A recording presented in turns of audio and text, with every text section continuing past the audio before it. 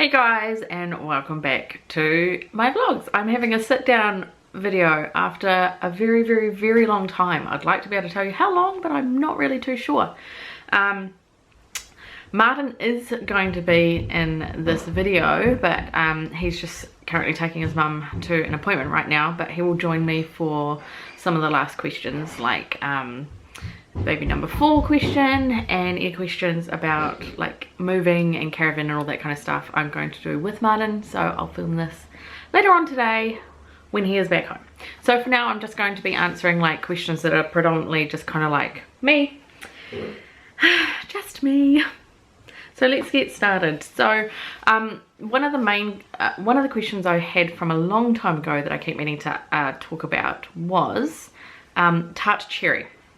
So if you guys have been following me for a long time, you'll know that Micah has been not the best sleeper, and I just got to a point where I was so exhausted. It was worse than having a newborn. He was just every half an hour, and he was like nearly 3 years old. Like, so this is from birth, but then it got steadily worse, and then I finally cracked at 3 years old where I was like, we need to do something about this, because I was just so tired. I mean, I coped and I did my daily jobs and I did everything I needed to do, but I was just, you know, you just feel like everything drags because you're so tired. So I needed to do something about it.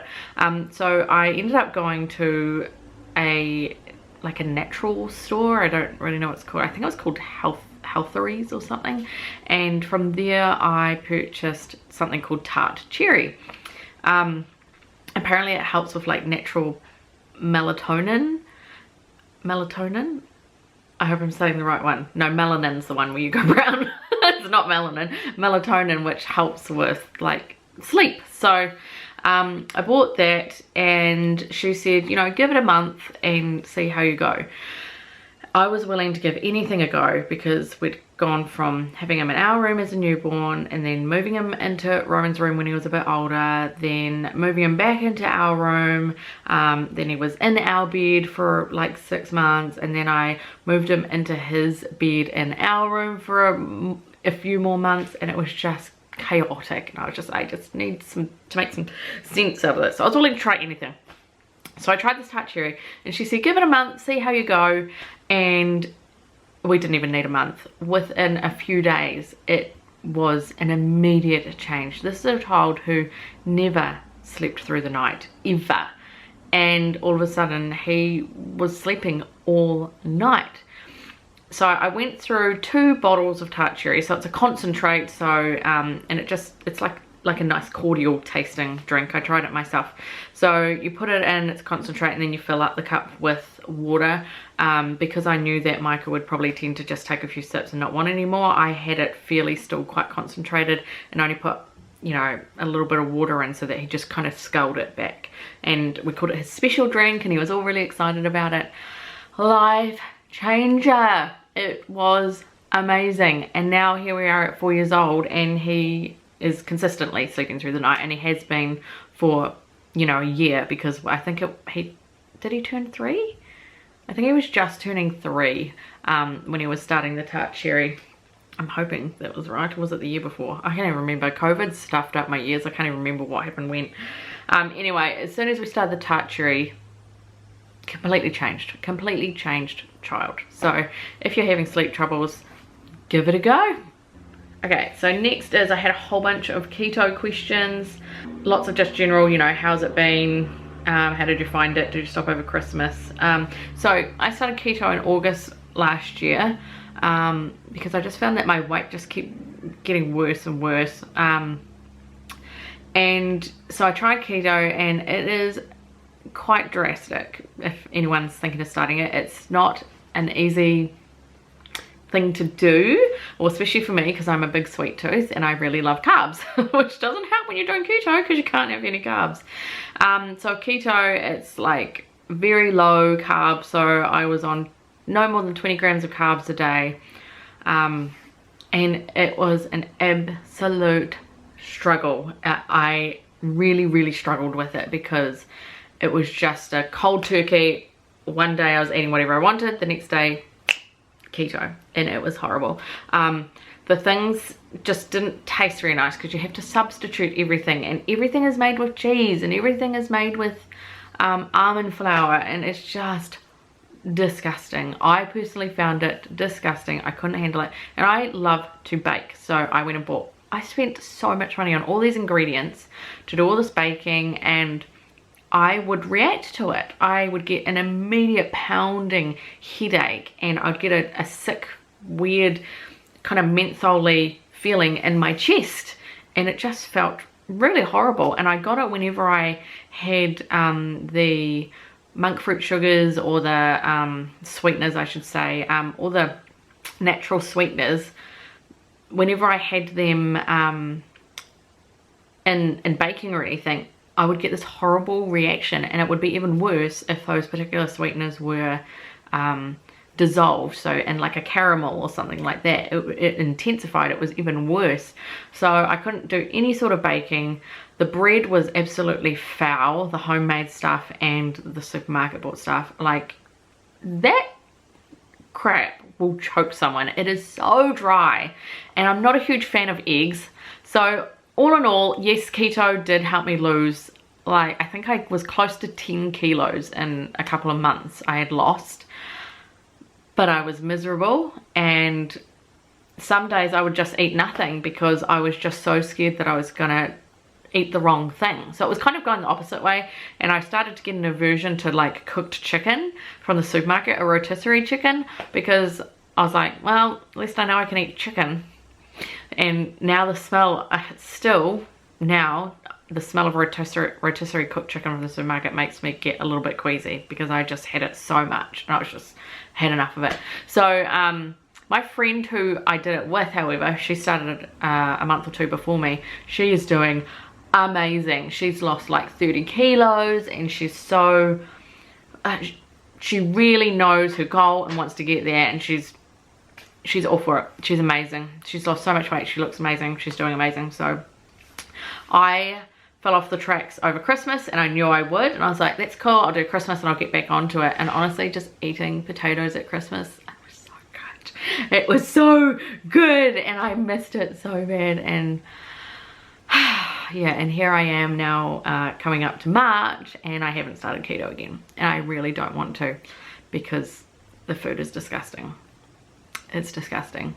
So I don't really know what I'm gonna do about that, because all my weight's gonna pile back on again. So I don't know, but I didn't like keto at all. But my favorite, someone asked what my favorite recipe for keto was, and it was, I had these peanut butter fat bombs. They were delicious. So it was just a sweetener, peanut butter, cocoa powder, was that it? Yeah, all mixed together, and then rolled in coconut. Delicious. I loved those. So they were good. But other than that, everything else I kind of tolerated. I was like, when you're in the throes of it, you're like, oh, this tastes good, because, you know, it's all you kind of got. But now thinking back to it now, it's like, that food was disgusting. I didn't like it at all. Okay, lots and lots and lots and lots and lots and lots of questions about baby number 4. But that is one to talk to you guys about with Martin here. So we'll wait for him to get back to do that one. Same, lots of questions about the house and the caravan. Are you still doing your party business? Yes, so my party business is still going. It was just plotting along, like pre-COVID, it was just plodding along, like a little bit of a hobby on the side thing. It was all good. And then it started getting a little bit busier, and then I started to get my sister to help me with deliveries and things like that. And then COVID hit, and I was like, oh no, my business is over. But made it through. Then on the other end of COVID, things just went stupid. Like, really stupid. As in, I'm hiring someone to do a whole new website for me because I can't handle the influx of orders I'm getting, which is, I should not complain, it's a great thing that I'm getting so many orders, but it's just me doing the social media, it's me doing packing the orders. Like, Martin comes and helps me deliver and things like that, but it is just gone crazy. I'm spending 6+ hours in my office with inquiries and invoicing and all this other stuff, and it's taking a lot of time and a lot of energy, and I want my business to be smarter. So I've employed someone to make me a new website where everything is going to be, it's all automated, and then it will just be me sorting out the orders at the end. So it'll save me a lot of time, because I would like to look at doing some sort of job and thinking of getting into phlebotomy. If anyone knows much about that, phlebotomy is people who take your blood and specimens and all that kind of stuff, and blood donations and things like that. So I'm looking at maybe getting into that, which is quite cool, but there's no chance of me being able to do that if my business is going the way it's going right now, because it takes up so much time. And like I said, I'm grateful for the sheer number of orders I'm getting, but I need to do it smarter, basically. But it's going really well. It's going really, really, really well, which I'm really excited about. I want to extend it to be not just the hire, but also personalization. I want to do the personalized chocolate wrappers and the personalized chippy packets and the personalized water bottles, the personalized cake toppers and cupcake toppers and all of that stuff. I want to get into the personalization side, streamer walls, all that kind of stuff. So eventually, once I get like my life in order, I want to do that. Have you told the kids about their infertility stories? Absolutely. They've known from the beginning. Roman always says, yeah, we were made in Wellington in a lab, blah, blah, blah. Like, my kids, we've never had anything about their infertility. In fact, I think it's an exciting thing to have in your life, and as infertility treatment is becoming a lot more common, I don't think it's something people need to hide. Like, it's really common now, and I love that my kids were made through IVF, except for Micah, of course. So yeah, I want them to be proud of that, and yeah, don't hide anything from them. Talk about it all the time. One question was, how are you doing? It was just simply that question, and that's a good segue, if that's the right word, into my health. But in general, like, life happiness right now is like a 12 out of 10. I love my life, not to skite, but my husband is freaking amazing. He is an amazing dad. He is an amazing husband. He is so supportive of absolutely everything. Like, I really hit the jackpot with my husband. Age just, and you know what, we're coming up to our, where are we at, 18, 19, 20, 29, 13th, must be 13th, yeah. We're coming up to our 13th wedding anniversary, and every year just gets better. It just gets better and better and better. I know it's cliche, and yeah, I don't know, we got lucky. We were made for each other. I love him to bits, and he's amazing, and we're very, very, very, very happy, and things are going great. So husband's great, the kids are all doing great. I'm enjoying my business, other than how busy it is. I'm enjoying my business, I'm enjoying life, I feel happy, and yeah, so in general, A+ on the life front. Health wise, however, things are seriously, in my adulthood I never thought that I'd always have so many issues. If you follow my story, a few years back, after I had Micah, I had some bleeding, which I thought was a period, after I stopped breastfeeding. It didn't go away, and I had it for like 7 months, and I went to doctors and stuff, and they just gave me drugs to try and stop the bleeding while I was on the public waiting list to get an ultrasound. Got the ultrasound, they saw a big mass in there. I had really extremely heavy bleeding, huge blood clots. Like, I thought I was delivering another baby, because these were like placenta sized blood clots coming out of me. Extremely painful. I ended up going to the emergency department, where they told me that it's perfectly normal to have blood clots that size. It's perfectly normal to have a 40mm thick endometrium lining. This is the ED nurse that comes in, she goes, oh no, that's perfectly fine. No, it's freaking not, okay? Here I am at my doctor's, almost passing out. My blood pressure was really low, iron was extremely low. Then that year was terrible. Obviously I got really sick. If you guys remember, I think they said I caught the flu.